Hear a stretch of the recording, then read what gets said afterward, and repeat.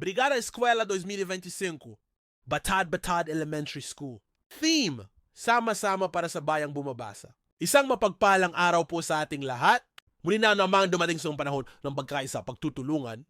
Abayanihan ang Brigada Eskwela 2025 sa temang sama-sama para sa bayang bumabasa. Muling binibigyang diin ang mahalagang papel ng bawat isa sa pagtataguyod ng isang ligtas. Maayos niyo ang makabuluhang lugar para sa pagkatuto ng ating mga mag-aaral, ang Batad-Batad Elementary School. Ay buong pusong nagpapasalamat at tumatanggap ng tulong. As for the most exciting momentum, barangay officials, alumni, civil society organizations, private partners, at ibang mga kapay sa edukasyon. Sa pamamagitan ng inyong mga donasyon, oras, lakas, at malaskire na ipapakita natin ang tunay na diwa ng bayanihan.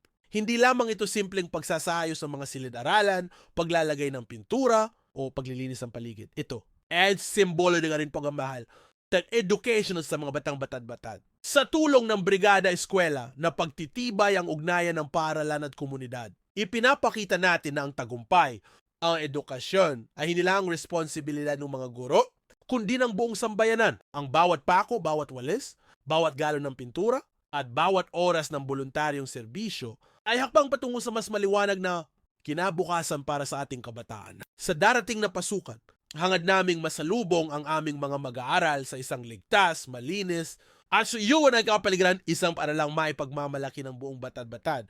At sa tulong ninyo, sigurado kaming maabot natin ang layuning ito. Kaya naman kami ay muling nananawagan. Tara na! Makiisa, makibahagi, at maging katuwang sa pagsulong ng edukasyon. Sama-sama nating pagtulungan.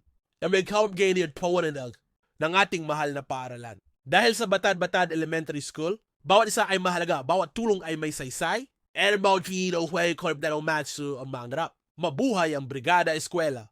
Mabuhay ang Batad-Batad is. And here na lahat, mawayan na rin pagkakaisa. Don't forget to like, comment, and share my video, guys. Thank you for watching.